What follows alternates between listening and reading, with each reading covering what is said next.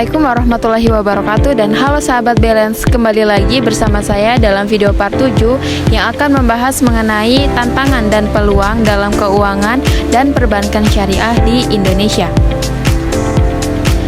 Tantangan dan peluang dalam keuangan syariah kini menjadi topik yang semakin relevan di dunia ekonomi global. Sebagai sistem keuangan yang berbasis pada prinsip-prinsip Islam, keuangan syariah tidak hanya menawarkan alternatif bagi umat muslim, tetapi juga menarik perhatian banyak pihak di luar komunitas muslim. Hal ini disebabkan oleh nilai-nilai etis yang ditawarkan seperti larangan terhadap riba atau bunga, gharar, ketidakpastian, dan maisir atau judi yang memberikan landasan untuk keuangan yang lebih adil dan transparan. Di Indonesia, sebagai negara dengan jumlah penduduk muslim terbesar, keuangan syariah memiliki potensi yang sangat besar untuk berkembang. Namun, meskipun memiliki peluang yang luas, keuangan syariah di Indonesia dan dunia menghadapi sejumlah tantangan. Sektor keuangan syariah menghadapi beberapa tantangan utama yang dapat menghambat perkembangannya. Salah satu tantangan terbesar adalah rendahnya pemahaman dan literasi masyarakat mengenai produk-produk keuangan syariah. Meskipun sektor ini semakin dikenal, masih banyak individu yang merasa ragu atau bingung mengenai perbedaan antara produk keuangan syariah dan konvensional. Kurangnya edukasi yang menyeluruh tentang prinsip-prinsip syariah dan manfaat yang ditawarkan, seperti keadilan dan transparansi, menjadi hambatan bagi masyarakat untuk memanfaatkan layanan ini secara maksimal. Selain itu, keterbatasan produk dan layanan yang sesuai dengan prinsip syariah juga menjadi tantangan tersendiri. Banyak pelaku pasar yang merasa produk-produk keuangan syariah masih kurang variatif, terutama dalam hal investasi dan pembiayaan. Hal ini menyebabkan sebagian masyarakat lebih memilih menggunakan produk keuangan konvensional yang memiliki lebih banyak pilihan, ditambah dengan ketidakjelasan regulasi di beberapa negara dan kekurangan infrastruktur yang mendukung. Sektor ini belum sepenuhnya dapat memenuhi kebutuhan pasar yang semakin berkembang, baik di dalam negeri maupun global. Oleh karena itu, diperlukan upaya yang lebih besar untuk mempromosikan dan mengembangkan sektor ini. Artikel ini akan mengulas beberapa tantangan utama yang dihadapi sektor keuangan syariah, serta peluang yang dapat dimanfaatkan untuk memperkuat posisinya di pasar global. Tantangan yang dihadapi keuangan syariah. Sektor keuangan syariah menghadapi beberapa tantangan utama yang dapat menghambat perkembangannya. Berikut adalah beberapa tantangan yang perlu diperhatikan. Yang pertama yaitu kurangnya pemahaman dan literasi masyarakat. Meskipun keuangan syariah semakin dikenal, masih banyak masyarakat yang belum memahami prinsip dasar dan produk-produk yang ditawarkan oleh sistem keuangan ini. Hal ini menyebabkan rendahnya partisipasi masyarakat dalam menggunakan layanan keuangan syariah. Yang kedua, keterbatasan produk dan layanan. Produk-produk keuangan syariah seringkali dianggap lebih terbatas dibandingkan dengan produk keuangan konvensional. Beberapa produk investasi dan pembiayaan yang memenuhi syarat syariah mungkin tidak tersedia secara luas atau tidak sepopuler produk konvensional. Yang ketiga, tantangan regulasi dan infrastruktur. Keuangan syariah membutuhkan regulasi yang jelas dan infrastruktur yang memadai untuk berkembang. Ketidakjelasan regulasi di beberapa negara, termasuk Indonesia, serta kekurangan platform digital yang mendukung transaksi keuangan syariah menjadi kendala dalam pemanfaatan teknologi finansial atau fintech berbasis syariah. Peluang dalam pengembangan keuangan syariah. Meskipun dihadapkan pada tantangan, sektor keuangan syariah juga menawarkan sejumlah peluang yang dapat dimanfaatkan untuk memperkuat posisinya. Beberapa peluang utama yang ada adalah yang pertama, pertumbuhan pasar yang besar. Dengan populasi muslim yang besar di seluruh dunia, pasar keuangan syariah memiliki potensi yang sangat besar.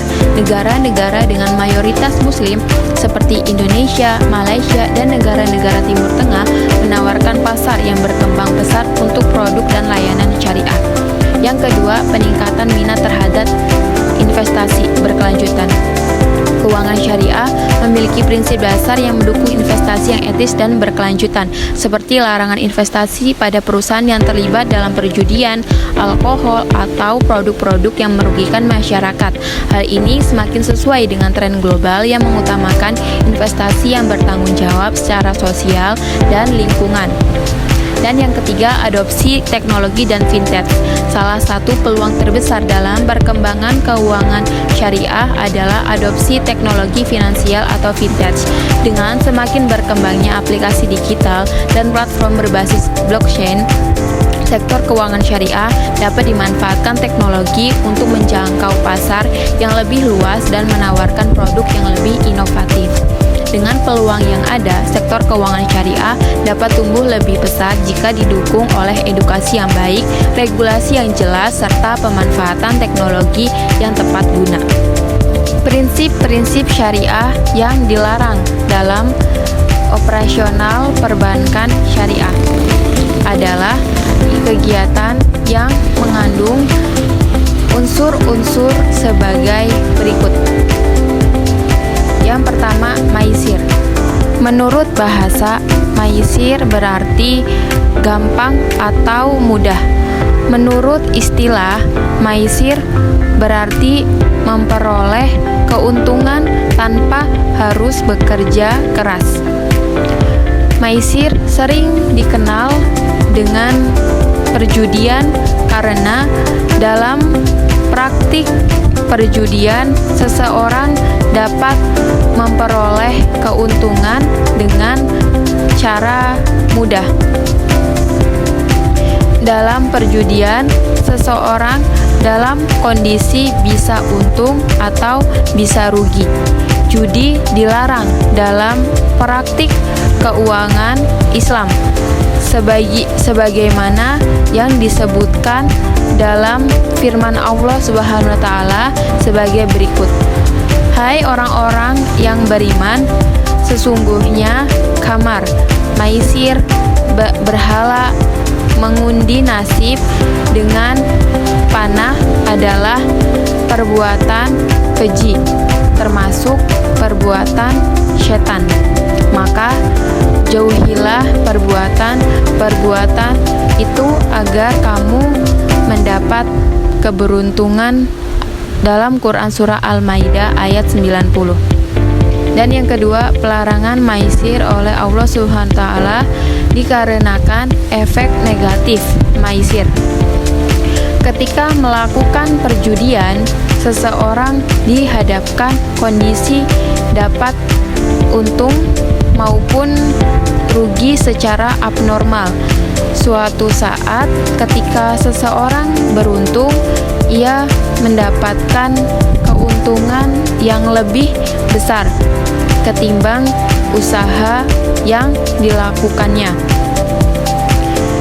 Sedangkan ketika tidak beruntung, seseorang dapat mengalami kerugian yang sangat besar.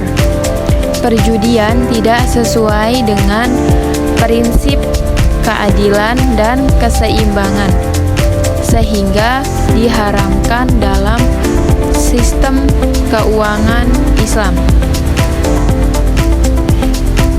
Garar. Menurut bahasa, garar berarti pertaruhan.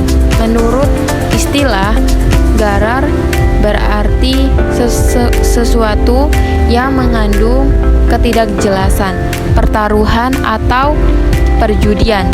Setiap transaksi yang masih belum jelas barangnya atau tidak berada dalam kuasanya alias di luar jangkauan termasuk jual beli garar.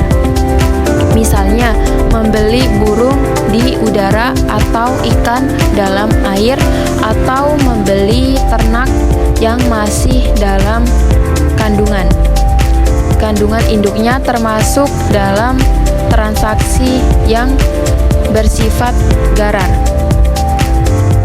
Pelarangan garar karena memberikan efek negatif dalam kehidupan, karena garar merupakan praktik pengambilan keuntungan secara batil.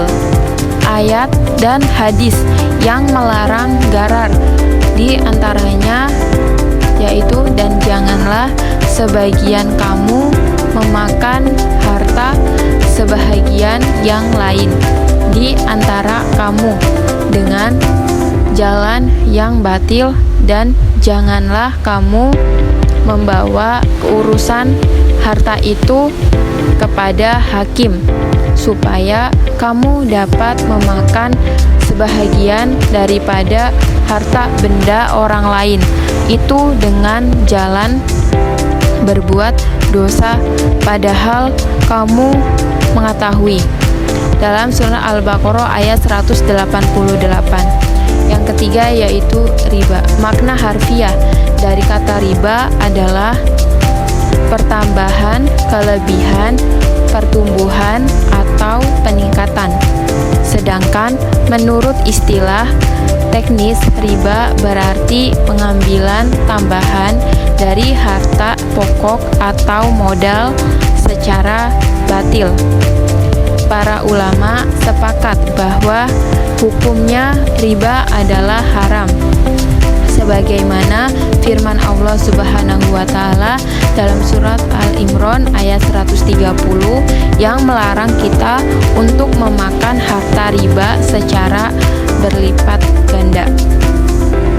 Sangatlah penting bagi kita sejak awal membahas pembahasan bahwa tidak terdapat perbedaan pendapat di antara umat muslim mengenai pengharaman riba, dan bahwa semua mazhab muslim berpendapat keterlibatan dalam transaksi yang mengandung riba adalah dosa besar. Hal ini dikarenakan sumber utama syariah, yaitu Al-Quran dan Sunnah, benar-benar mengutuk riba. Akan tetapi ada perbedaan terkait dengan makna dari riba atau apa saja yang merupakan riba harus dihindari untuk kesesuaian aktivitas perekonomian dengan ajaran syariah. Hikmah pelarangan riba. Banyak pihak yang telah menyatakan pandangan berbeda mengenai dasar rasional atau tujuan pengharaman riba oleh syariah. Secara keseluruhan, keadilan sosioekonomi dan distribusi keseimbangan antar generasi, instabilitas perekonomian, dan kehancuran ekologis dianggap sebagai dasar pengharaman riba. Mengingat semua teks dan prinsip yang relevan dalam hukum Islam, alasan satu-satunya yang meyakinkan adalah tentang keadilan distribusi, karena pengharaman riba dimaksudkan untuk mencegah akumulasi kekayaan pada segelintir orang, yaitu harta itu jangan hanya beredar di antara orang-orang kaya, atau dalam kitab suci Al-Quran ayat 7. Oleh sebab itu, tujuan utama pelarangan atas riba adalah untuk menghalangi sarana yang dapat menuntun ke akumulasi kekayaan pada segelintir pihak, baik itu bank maupun individu. Pendapat ulama tentang bunga bank. Pendapat para ulama ahli fikih bahwa bunga yang dikenakan dalam transaksi pinjaman, utang atau piutang, al-qard wa al-iqtirat telah memenuhi kriteria riba yang diharamkan Allah Subhanahu wa taala.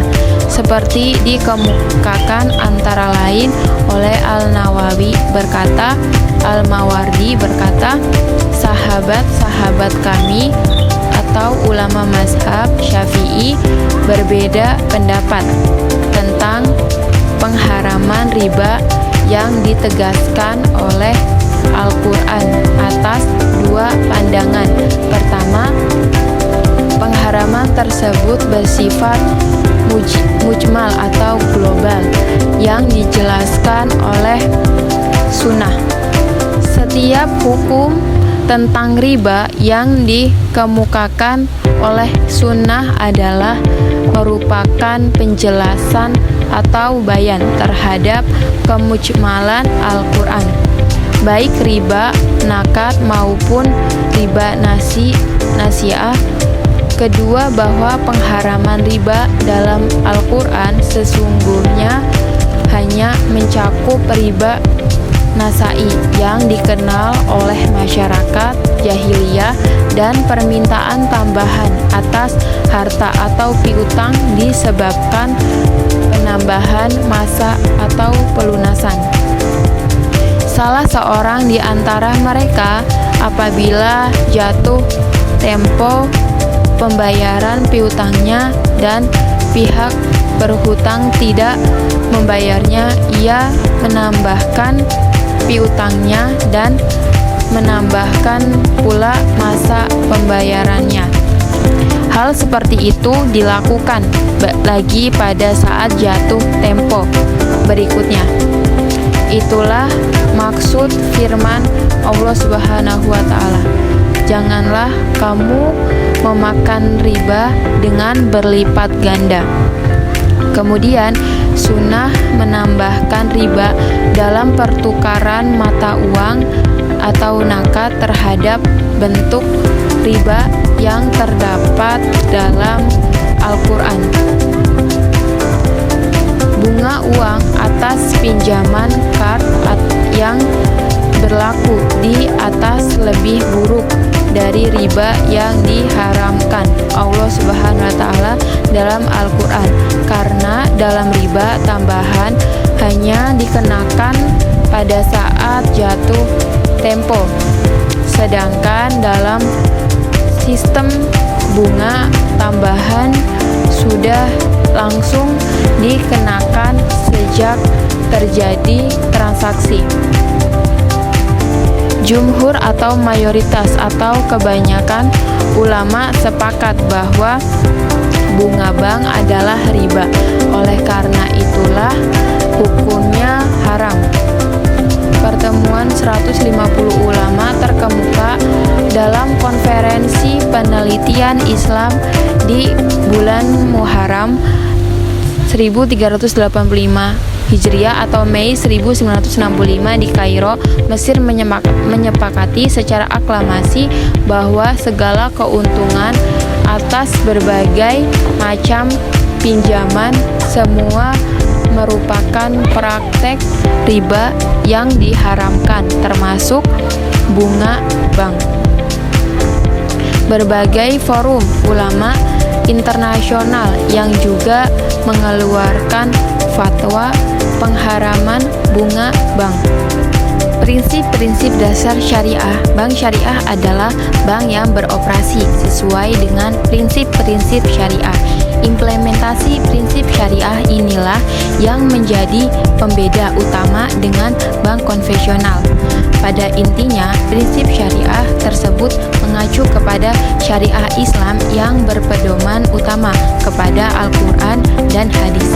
Islam sebagai agama merupakan konsep yang mengatur kehidupan manusia secara komprehensif dan universal, baik dalam hubungan dengan Sang Pencipta atau hablimu minallah maupun dalam hubungan sesama manusia atau hablum minan nas. Ada 3 pilar pokok dalam ajaran Islam, yaitu akidah. komponen ajaran Islam yang mengatur tentang keyakinan atas keberadaan dan kekuasaan Allah sehingga harus menjadi keimanan seorang muslim manakala melakukan berbagai aktivitas di muka bumi semata-mata untuk mendapatkan keridhaan Allah sebagai khalifah yang mendapat amanah dari Allah Subhanahu wa taala. Komponen ajaran Islam yang mengatur tentang kehidupan seorang muslim baik dalam bidang ibadah hablum minallah maupun dalam bidang muamalah atau hablum minanas yang merupakan aktualisasi dari akidah yang menjadi keyakinannya. Sedangkan muamalah sendiri meliputi berbagai bidang kehidupan antara lain yang menyangkut ekonomi atau harta dan perniagaan disebut muamalah maliyah. Akhlak, landasan perilaku dan kepribadian yang akan mencirikan dirinya sebagai seorang muslim yang taat berdasarkan syariah dan akidah yang menjadi pedoman hidupnya sehingga disebut memiliki akhlakul karimah sebagaimana hadis Nabi yang menyatakan, tidaklah sekiranya aku diutus kecuali untuk menjadikan akhlakul karimah. Cukup banyak tuntutan Islam yang mengatur tentang kehidupan ekonomi umat yang antara lain secara garis besar adalah sebagai berikut. Tidak memperkenankan berbagai bentuk kegiatan yang mengandung unsur spekulasi dan perjudian, termasuk di dalamnya aktivitas ekonomi yang diyakini akan mendatangkan kerugian bagi masyarakat. Islam menempatkan fungsi uang semata-mata sebagai alat tukar dan bukan sebagai komoditi sehingga tidak layak untuk diperdagangkan, apalagi mengandung unsur ketidakpastian atau spekulasi atau garar sehingga yang ada adalah bukan harga uang apalagi dikaitkan dengan berlalunya waktu tetapi nilai uang untuk menukar dengan barang. Harta harus berputar atau diniagakan sehingga tidak boleh hanya berpusat pada segelintir orang dan Allah sangat tidak menyukai orang yang menimbun harta sehingga tidak produktif dan oleh karenanya bagi mereka yang mempunyai harta yang tidak produktif akan dikenakan zakat yang lebih besar dibanding jika diproduktifkan. Hal ini juga dilandasi ajaran yang menyatakan bahwa kedudukan manusia di bumi sebagai khalifah yang menerima amanah dari Allah sebagai pemilik mutlak segala yang terkandung di dalam bumi dan tugas manusia untuk menjadikannya sebesar-besar kemakmuran dan kesejahteraan manusia. Bekerja dan atau mencari nafkah adalah ibadah dan wajib dilakukan sehingga tidak seorang pun tanpa bekerja yang berarti siap menghadapi resiko dapat memperoleh keuntungan atau manfaat bandingkan dengan perolehan bunga bank dan dari deposito yang bersifat tetap dan hampir tanpa resiko. Dalam berbagai bidang kehidupan, termasuk dalam kegiatan ekonomi, harus dilakukan secara transparan dan adil atas dasar suka sama suka tanpa paksaan dari pihak manapun. Adanya kewajiban untuk melakukan pencatatan atas setiap transaksi khususnya yang tidak bersifat tunai dan adanya saksi yang bisa dipercaya atau simetri dengan profesi akuntansi dan notaris. Zakat sebagai instrumen untuk pemenuhan kewajiban penyisihan harta yang merupakan hak orang lain yang memenuhi syarat untuk menerima. Demikian juga anjuran yang kuat untuk mengeluarkan infak dan sodako sebagai manifestasi dari pentingnya pemerataan kekayaan dan memerangi kemiskinan. Sesungguhnya telah menjadi kesepakatan ulama, ahli fikih dan Islamic banker di kalangan dunia Islam yang menyatakan bahwa bunga bank adalah riba dan riba diharamkan.